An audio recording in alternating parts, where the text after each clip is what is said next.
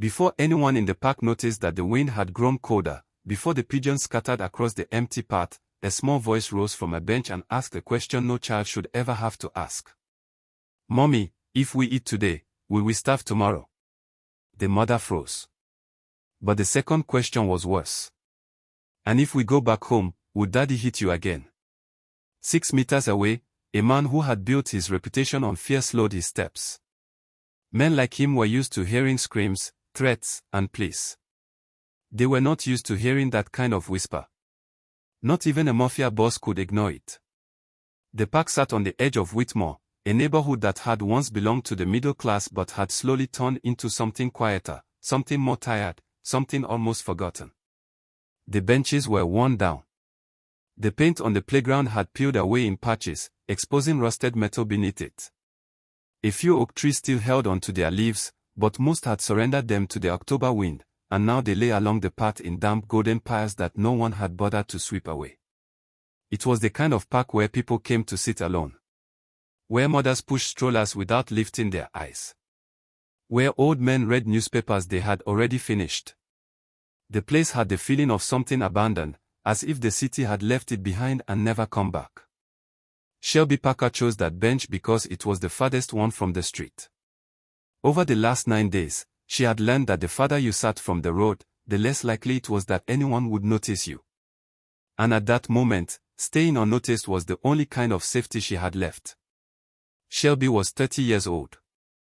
Her chestnut brown hair, which she had not washed in 3 days, was pulled back with a hair tie she had found in the pocket of her jacket. In her eyes lived the kind of exhaustion that sleep could not cure.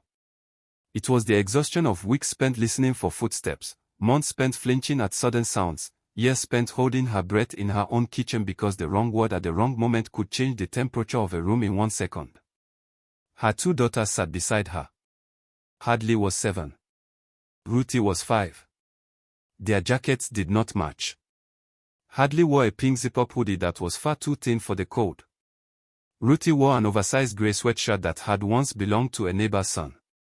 Their boots were clean, but scratched. That morning, Shelby had braided their hair with her own hands. Carefully. Tenderly. The way she always did, even when her fingers trembled. Because that was what made Shelby Parker who she was. No matter how hard the world pressed down on her, she braided her daughters' hair every morning. She kissed their foreheads. She told them everything would be okay. Then she turned away, counted the money left in her pocket, and tried not to cry. That day, she had $140 left. 9 days earlier, she had had $112.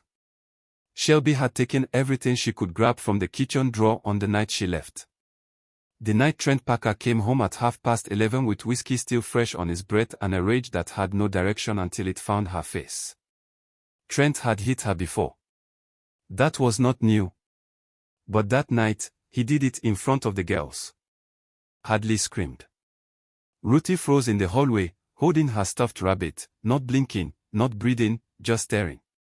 And something inside Shelby cracked. It did not break. It cracked. Because broken meant you could not move. And Shelby moved. She grabbed the emergency bag she kept at the bottom of the closet. The one with 2 sets of clothes for each girl, her identification, a phone charger, and a small stack of bills she had hidden for 3 months. She lifted Ruthie onto her hip, took Hadley by the hand, and walked out the front door at midnight without shoes. She did not go back. She did not call anyone, because there was no one to call. Her mother had died when Shelby was 19. Her father had never really been part of her life. And Trent had spent the last 5 years making sure she had no friends, no connections, no safety net. That was the architecture of his control. Not just the beatings. The isolation. The slow removal of every person who might have told her she deserved better. And now she was sitting on a bench in a public park, feeding her daughter's gas station rice and pretending it was a picnic. "Is this a restaurant?" Ruthie asked, staring at the foam containers with serious eyes. Shelby forced a smile. "Better than a restaurant. It's a picnic in the park." Hadley did not smile. She looked at her mother with a calmness that made Shelby's chest tighten, because Hadley understood far more than a 7-year-old girl should understand. She understood that picnics did not happen on cold Tuesday evenings. She understood that restaurant food did not come in gas station containers. She understood that her mother had slept sitting up for 4 nights because the back seat of the car did not recline far enough. They ate slowly. Not because they were not hungry. They were starving. They ate slowly because, at some point during those 9 days, both girls had learned that eating slowly made the food last longer. And if the food lasted longer, Mommy looked a little less frightened. Ruthie chewed tiny bites of rice and watched the pigeons walking along the path. Hadley moved beans around her container with her fork, arranging them into a small circle, as if she were building a wall around the last few bites. Then Hadley looked up. "Mommy, if we eat today, will we starve tomorrow?" Shelby's fork stopped in midair. Something changed between them. The air grew heavier, as if the sky had lowered itself a few inches closer to the ground. Shelby opened her mouth to say something. Something comforting. Something automatic. Something a mother was supposed to say when her child asked a question that belonged to a world no child should live in. But before she could speak, Ruthie asked the second question. "And if we go back home, would Daddy hit you again?" Ruthie did not say it the way an adult would have said it. She said it simply, as if she were asking about the weather. As if violence were just another thing that happened. Like rain. Like cold. Like running out of food. And that was what made the moment unbearable.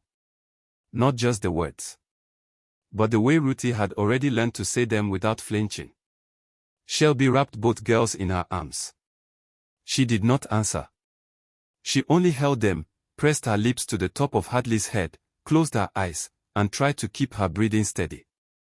6 meters behind them, Grady Easton stopped walking. Grady did not sit down right away. He stopped beside a tree near the gravel path. His hands were in the pockets of his dark coat. His face was turned slightly toward the bench where the woman and her daughter sat. Grady Easton was not the kind of man people describe with gentle words. He stood 6 feet 2 inches tall, with broad shoulders and a jaw that looked as though it had been carved out of concrete. His eyes were gray-green and carried the flat distance of a man who had learned very early in life not to show what he felt. His hair was dark and cut short, and there was a thin scar at the base of his left ear that most people never noticed, because most people did not look at Grady Easton long enough to see it. Grady ran an organization that operated across 3 counties and employed more than 200 people. He had lawyers on payroll, judges who answered his calls, and a reputation that arrived before him the way thunder arrives before a storm. By the time people heard him coming, something had already been struck. But Grady had not always been that man. Once, he had been a boy named Grady who hid behind a sofa while his father broke things. Once, he had been a child who knew what it meant to eat slowly because there was not enough food. Once, he had been 7 years old, standing in the doorway of a kitchen in Decatur, Georgia, watching his mother press a bag of frozen peas against her cheek while she whispered, "Don't tell anyone, baby. We are fine." Grady had not thought about that kitchen in a long time. But there, standing in that park, listening to a 5-year-old girl ask her mother if her father would hit her again, the memory came back with a force that nearly stole the air from his lungs. Grady stood still for a long time. He watched the woman hold her daughters. He watched her shoulders fold inward, as though she were trying to make herself small enough to disappear. He watched the older girl look around. Not the way children look at things with wonder or curiosity, but the way soldiers look. Scanning. Calculating. Searching for danger. And Grady recognized that look. Because he had worn it himself. He took his phone from the pocket of his coat and sent one word to a man named Sullivan Reed, who had worked for him for 12 years and never asked questions that did not need to be asked. Close. Then he put the phone away and sat on a bench on the other side of the path. Shelby saw him. She noticed him the way she now noticed all men, with the fast, involuntary scan of a woman whom violence had taught to measure threats at a glance. His height. His posture. The way he sat with his forearms resting on his knees, looking straight ahead. Shelby pulled the girls a little closer. But the man did not look at her. He did not speak. He sat on his bench as if he had been there for hours, watching pigeons, leaves, and wind. So Shelby turned her attention back to the only thing that mattered. "Listen to me," she whispered to her daughters. "Everything is going to be okay. Do you hear me? Everything is going to be okay." Hadley looked at her with those old eyes. "You said the same thing yesterday. And I'll say it tomorrow. And the day after that. Are we going to sleep in the car again tonight?" Shelby swallowed. "Maybe. Or maybe we'll find somewhere warmer. We can go to a hotel. Hotels cost money, sweetheart." Hadley was quiet for a moment. Then she said, "I don't need a bed. I can sleep sitting up like you." The sentence hit Shelby in the center of the chest like a stone. There it was. Proof that her daughter had been watching her. Watching her sleep upright in the driver's seat with a jacket pressed against the window. Watching her skip meals so the girls could eat. Watching her pretend every hour of every day that she was not terrified. "You don't have to sleep sitting up," Shelby said softly. "That is not your worry, sweetheart." "It shouldn't be yours either," Hadley replied. And Shelby had no answer for that. Grady heard almost everything.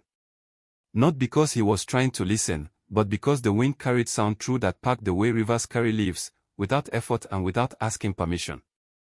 And what the wind carried to him was a conversation that made him grip the edge of the bench so hard his knuckles turned white. He heard the mother say they might sleep in the car again. He heard the older girl say she could sleep sitting up. He heard the little one ask if they would go home and if daddy would hit mommy again. And something inside Grady Easton shifted. It was not dramatic. It was not a transformation. It was more like a door opening into a hallway he had boarded shut years ago. A hallway where a boy still hid behind a sofa and a mother still whispered, "We are fine." His mother's name had been Callie. She worked 2 jobs, mornings at a diner and evenings for a cleaning service. She fed Grady even when there was no reason she should have been able to. She took every blow his father gave her and turned it into something that looked like a normal life. Callie died when Grady was 14. Not from one beating. From exhaustion. From a body forced to endure too much for too long. Grady had never forgiven himself for not being old enough to protect her. He rose from the bench. Shelby felt his presence before she saw him. The change in the air. The sound of footsteps on gravel. She turned, and the man in the dark coat stood 2 meters away from her. His hands were visible at his sides. His posture was slow, measured, and non-threatening. "I'm not going to bother you," he said. His voice was low and calm, with the kind of control that came not from kindness but from discipline. "I just want to ask you something." Shelby's arms tightened around her daughters. "We are fine." The words left her mouth before she could stop them. And the moment she heard them, she heard her own lie. The same lie every woman in her position had said 1,000 times. A lie passed down like a relic of survival. A lie that meant, "Please do not look too closely, because if you do, I might fall apart." Grady did not react to the lie. He had heard it before. From his own mother. In the same voice. "Your girls look cold," he said. "They are fine. The little one's sweatshirt is too big. She keeps rolling up the sleeves so she can hold her fork." Shelby blinked. She had not noticed. But Ruthie really was fighting with the huge sleeves of the sweatshirt, pushing them back every few seconds so she could eat. "There's a diner 2 blocks east of here," Grady said. "It's called Maggie's Diner. They serve hot food. Real food. I'd like to buy your girls lunch." "We don't need that." "I know you don't need it. I'm asking if you will accept it." The difference mattered. Shelby heard it. The difference between someone telling you what you need and someone asking what you will allow. It was a language she had not heard in 5 years. "Why?" Shelby asked. Grady looked at the 2 girls on the bench. Hadley watched him with that same scanning expression. Alert. Calculating. Ready to move. Ruthie looked at a pigeon. Because I once asked my mother a question like that, Grady said. And nobody stopped. The silence that followed was the kind that changes the direction of a conversation. The kind that tells you something real has just been said. Something not performed. Not rehearsed. Something pulled from a place that does not open easily. Shelby studied his face. She had become an expert at reading men. At knowing the difference between men who offered help and men who offered conditions. At searching lips for cruelty and eyes for danger. She found neither in him. She found something worse. Recognition. Okay, she whispered. Maggie's diner sat on the corner of Whitmore Avenue and 7th Street.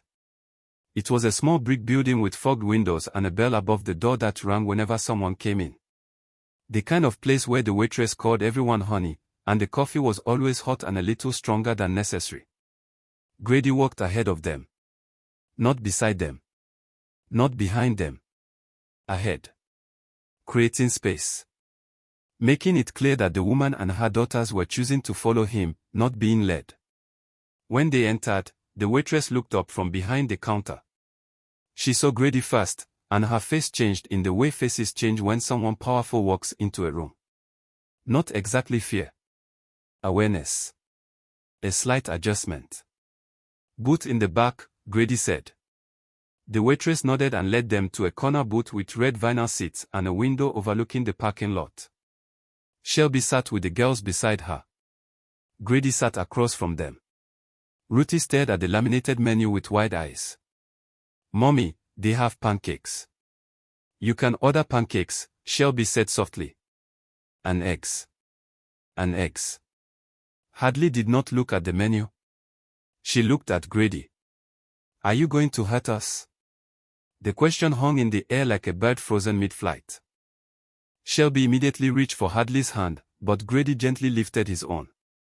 It was a barely noticeable gesture. Then he looked the 7-year-old girl directly in the eyes. No, he said. I am not going to hurt you. I am not going to hurt your mother. And if you do not want to stay, you can walk out that door right now, and I will not follow you. Hadley watched him for a long moment. Then she looked at Shelby. Shelby gave the smallest nod. Hadley picked up the menu. They ordered pancakes and eggs for Ruthie. A grilled cheese sandwich and tomato soup for Hadley. And a club sandwich for Shelby, which she ordered only because Grady said, you need to eat too.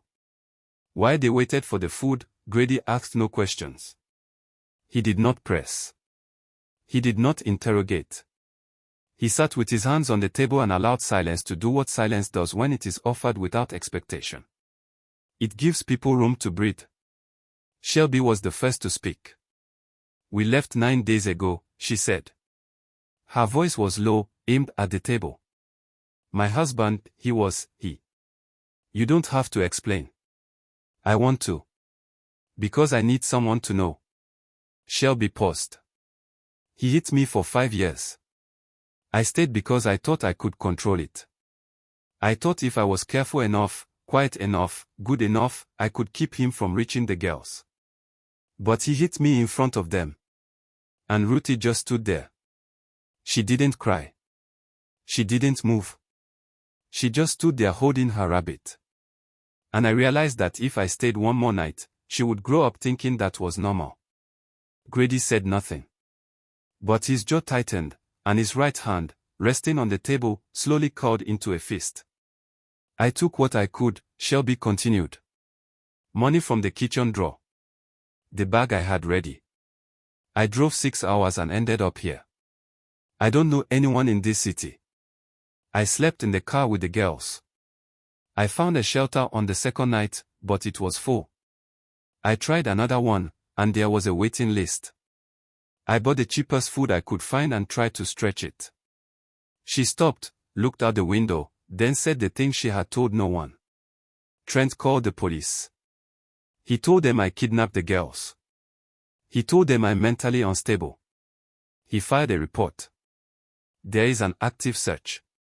Child Protective Services is looking for me. Her voice broke. If they find me, they will take my girls. They will send them back to him. And maybe he would not hurt them right away, not with his hands. But they will grow up in that house with that man and learn what I learned, that love looks like control and kindness always comes with conditions. She wiped her eyes with the back of her hand. I don't have a lawyer. I don't have family. I don't have a plan. I only have them. Shelby looked at Hadley and Ruthie. Hadley was drawing on the paper placemat with a crayon the waitress had left. Ruthie was watching the cook through the kitchen window, fascinated by the way he flipped something on the grill. They are everything, Shelby whispered.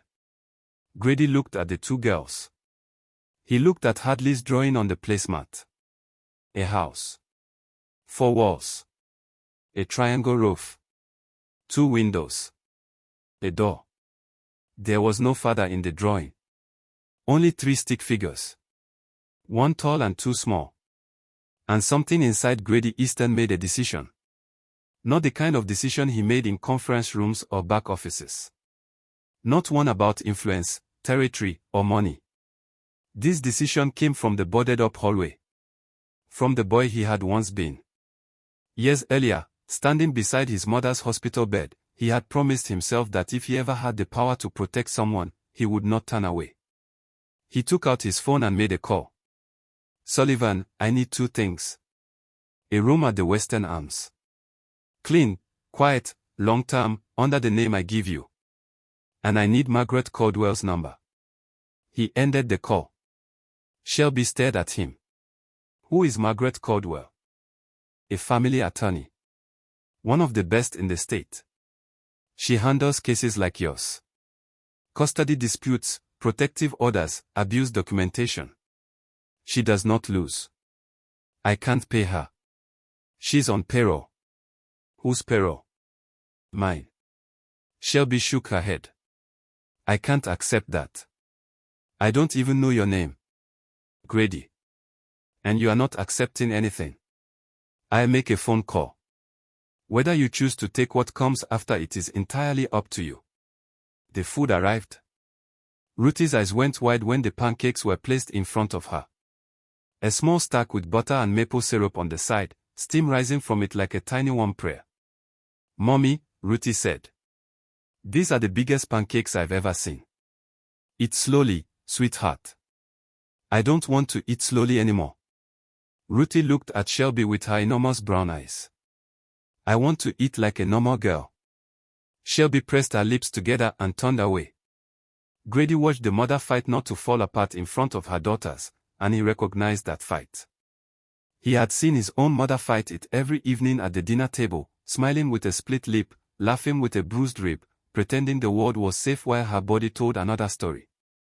Hadley ate her grilled cheese carefully, breaking it into 4 equal pieces before eating the first one. She dipped each piece into the tomato soup and chewed with a seriousness that made her seem twice her age. Shelby ate half of her sandwich and wrapped the rest in a napkin. Habit. Survival instinct. Save what you can for later, because later is never guaranteed.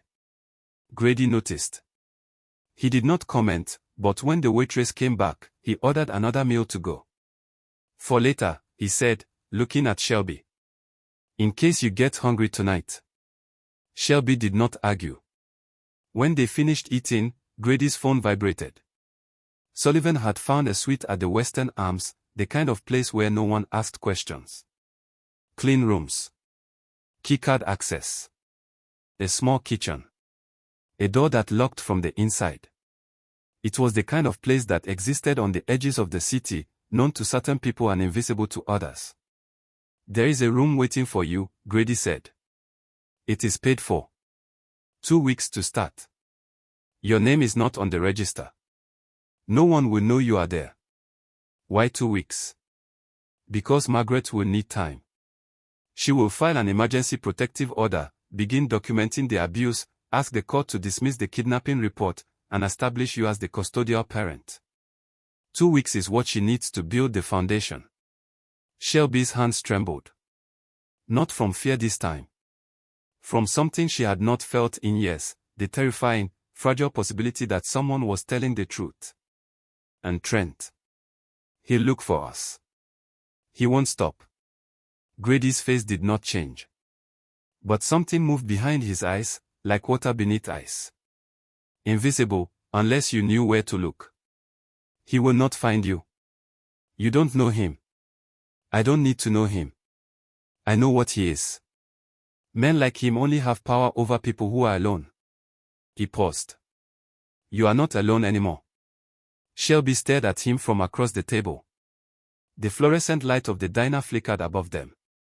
Ruthie drew smiley faces in the leftover syrup on her plate. Hadley watched Grady the way she watched everything, cautiously, but with something else that, in the right light, might have been the earliest shape of trust. Why are you doing this? Shelby asked. You don't know me. Grady looked out the window. For one moment, his face changed. The control softened. The mask slipped half an inch, and behind it was not the man who ran an organization or made calls that rearranged people's lives. Behind it was the boy who had hidden behind a sofa in Georgia, listening to his mother say, "We are fine." My mother's name was Callie, he said quietly. She worked 2 jobs. She never complained. She absorbed everything my father threw at her and turned it into something that looked like a normal life. She died when I was 14. Not because of what he did to her body in one night, but because of what it cost her to survive for years. Grady looked back at Shelby. No one helped her. No one stopped. People saw. Neighbors heard. Teachers noticed the bruises on her arms when she came to pick me up from school. But no one did anything, because it was easier to look away. His voice stayed even, but something beneath it did not. I am not going to look away. The room at the Western Arms was on the 4th floor. It had 2 beds, a small sofa, and a kitchenette with a microwave and a mini fridge. The sheets were white and clean. The bathroom had towels that smelled like soap. The door had a deadbolt. And when Shelby turned it, the sound of metal sliding into place was the loudest, most beautiful sound she had heard in 9 days. Ruthie climbed onto one of the beds and bounced twice. Then she stopped and looked at Shelby. Is it ours? For now. Can I sleep lying down? That question destroyed Shelby. She sat on the edge of the bed and hugged Ruthie so tightly that Ruthie patted her back and said, "It's okay, Mommy. I like sleeping sitting up too." And Shelby cried. Not the quiet, restrained tears she had held behind her eyes for 9 days, but real tears. The kind that rise from the bottom of something that has been clenched for so long it forgot it existed. She cried with her face buried in her daughter's hair, holding both girls. She cried until her body released everything it could. Hadley held her mother's hand the entire time. She did not speak. She just held on. Because at 7 years old, Hadley Parker understood something most adults never learn: sometimes the strongest thing you can do for someone is simply not let go. Grady was not in the room. He had walked Shelby to the building, handed her the key card, and said, "Margaret will call you tomorrow morning." Answer. Then he turned and walked down the hallway. No ceremony. No expectation. No request for gratitude. Just the sound of his shoes on the carpet and the soft click of the elevator doors closing. Margaret Caldwell called the next morning at 8:14. She had the voice of a woman who had spent 30 years arguing in courtrooms and winning. Firm. Precise. Kind only in the places where kindness mattered. She asked Shelby to tell her everything. And Shelby did. She told her about the first time Trent hit her, 3 months after the wedding. A slap across the face because dinner had gotten cold. She told her about the escalation. The punches. The times he put his hands around her throat. The night he threw her into the hallway wall so hard the plaster cracked, and Hadley, who was 4 at the time, came out of her room and asked if there had been an earthquake. She told her about the isolation. How Trent had systematically removed every person from her life. Her friends from college. Her coworkers. The neighbor who used to bring her cookies on Sundays. One by one, Trent found a reason to push them away. Jealousy. Accusations. Invented conflicts. Until Shelby had no one left but him. She told her about the night she left. About Ruthie's face. About the stuffed rabbit. Margaret listened to every word. Then she said, I am filing an emergency petition today. I need you to do one thing. I need you to write down every incident you remember. Approximate dates, times if you can, details. Every bruise. Every threat. Every time you went to the hospital or should have gone. Can you do that? Yes. Good. I am also contacting a domestic violence organization to assign you an advocate. They will help you access emergency funds, medical care, and housing support after these 2 weeks. And the kidnapping report. It is a common tactic, Margaret said. Abusers file false reports to maintain control and force the other parent to return. Courts recognize it clearly when the documentation is strong. And your documentation will be strong. I will make sure of that.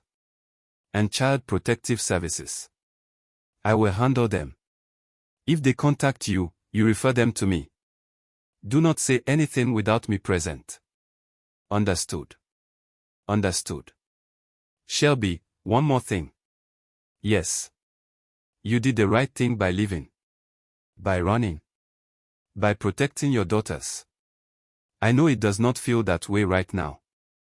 I know it feels like you are being hunted for doing the one thing any mother would have done. But you did the right thing. And we are going to prove it.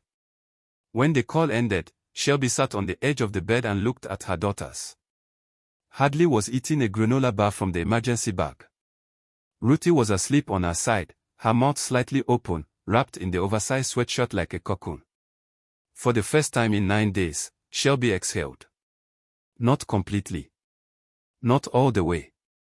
But enough. Enough to feel the air reach the bottom of her lungs. Enough to feel the faintest hint that maybe the ground beneath her could hold. Over the next few days, things began moving in ways Shelby had not believed possible. Margaret filed the emergency protective order. The judge reviewed the documentation, the hospital visit from the year before after a fall that had broken 2 of Shelby's ribs, the photos a neighbor had once taken of bruises on her arms, the school counselor's report noting Hadley's anxiety and withdrawal. The judge granted the order in less than 48 hours. Trent Parker was served at his house. The order prohibited him from coming within 150 meters of Shelby or the girls. The kidnapping report was flagged for review. And when detectives studied the timeline, the midnight departure, the absence of any prior custody dispute, the hospital records, the counselor's notes, they quietly placed that case in the back of a drawer and opened a new one with Trent's name on it. Margaret arranged a meeting with Child Protective Services. She sat beside Shelby in a small conference room while a caseworker named Dennis Brooks reviewed the documents. Dennis was a quiet man with reading glasses and a folder full of forms. He looked at the evidence. He looked at Shelby. He looked at the 2 girls sitting outside in the reception area, drawing with crayons on the backs of old registration forms. Mrs. Parker, Dennis said, based on what I have reviewed, I see no indication that these girls are at risk in your care. What I do see is every indication that they were at risk in the home they left. He closed the folder. The alert is closed. Shelby covered her face with her hands and sobbed. Grady did not come to the Western Arms. He did not call Shelby. He did not interfere with the process Margaret was handling. He understood, perhaps better than anyone, that protection does not always mean being present. Sometimes the strongest thing you can do for someone is set the right machine in motion and then step back. But he watched. Sullivan reported to him every day. The room was secure. The woman and her daughters were safe. Margaret's petitions were moving forward. The husband had been served, and according to reports, he had thrown a chair through the kitchen window when he read the order. Grady received that last piece of information without expression. Then he made another call. This one was shorter. The man on the other end understood, without direct words, that Trent Parker's name had been written down, that certain lines had been drawn, and that crossing them would be deeply unwise in a way no legal document could adequately describe. It was not a threat. Grady did not make threats. Threats were for men who needed to announce their power. Grady simply made sure the right people understood the situation. And the situation explained itself. 2 weeks after that night in the park, Shelby and the girls moved into a small apartment on the west side of the city. It had 1 bedroom, a small living room, and a window overlooking a courtyard with a single maple tree. The rent was paid for 6 months through an emergency fund Margaret had connected her with. A domestic violence organization provided the furniture, beds, a sofa, a small table with 3 chairs. A volunteer left a box of kitchen supplies, a bag of groceries, and a stuffed bear for Ruthie that was almost as big as she was. Hadley walked into the apartment and stopped in the middle of the living room. She slowly turned in a circle, looking at everything. "Is this ours?" she asked. "Yes," Shelby said. "Really ours?" Hadley looked at the door. She looked at the deadbolt. She looked at the security chain. She walked to the door and turned the deadbolt herself. She stood there for a moment with her hand on the metal, feeling its weight, its firmness, its promise. Then she turned and smiled for the first time in weeks. Not the careful, guarded smile of a girl who already knew too much. A real smile. The kind that begins at the mouth, travels to the eyes, and does not stop until it reaches some deep place in the chest where trust lives, or where trust begins to rebuild. Ruthie found the bedroom, the only bedroom where 2 small beds would go once they were delivered, and declared it the biggest room in the whole world, even though it was barely 4 meters long. "Can I put stickers on the wall?" Ruthie asked. "You can put whatever you want on the wall." Ruthie looked at Shelby with pure, unconditional joy. The kind of joy that exists only in children who have been given something so simple and so enormous that they do not yet have the words to name it. Safety. That was the word. But Ruthie did not know it yet. She only knew that the door had locks, the bed was soft, and Mommy was sitting on the sofa without looking over her shoulder. 3 months later, on a January day so cold that the windows of Maggie's diner were fogged from the inside, Shelby walked through the door with both girls. Now they were dressed warmly. Real coats. Real shoes. Hadley carried a purple backpack over one shoulder. She had started 2nd grade at a school 3 blocks from the apartment. Ruthie held a rolled-up drawing in her hand, its edges bent from being gripped too tightly. The diner was the same. The bell rang. The waitress said honey. The coffee was still too strong. They sat in the same booth, red vinyl, window facing the parking lot. Shelby ordered pancakes for Ruthie. A grilled cheese sandwich and tomato soup for Hadley. A club sandwich for herself. This time, she ate the whole thing. She did not wrap half of it in a napkin. Hadley looked up from her soup. "Mommy, can we come here every Tuesday?" "If you want." "I want to." Ruthie lifted her drawing. It was a picture of 3 people standing in front of a building with a tree. The tallest figure had chestnut brown hair. The 2 smaller figures had braids. Underneath them, written in shaky purple crayon, Ruthie had written one word. Home. Shelby looked at that word and felt something inside her chest, something that had been clenched for 5 years, maybe longer, finally begin to open slowly and carefully. She pressed the drawing to her heart and closed her eyes. Behind her, beyond the fogged window, a dark car sat at the edge of the parking lot. Inside it, a man in a wool coat watched the diner in silence. Through the blurred glass, he could make out the shapes of a woman and 2 little girls sitting in the corner booth. He could see the older girl dipping something into soup. He could see the younger one holding up a sheet of paper. He could not read what was written on it. But the way the mother pressed it against her chest told him everything he needed to know. Grady started the car.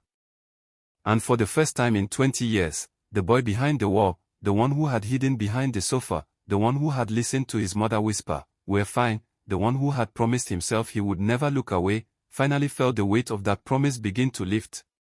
Not because the world had changed, but because, in one small corner of it, Grady had not turned away. He drove into the grey winter light without looking back. Because looking back is for people who doubt what they have done. And Grady Easton had no doubts. Not about this. The bell above the diner door rang again as someone came in. A rush of cold air swept across the floor. Ruthie looked up from her pancakes and smiled, not at anyone in particular. And somewhere, In a small apartment on the west side of the city, a deadbolt waited faithfully in the locked position, holding a door shut against a world that had once been too dangerous to live in. But not anymore. Not for them. Not anymore.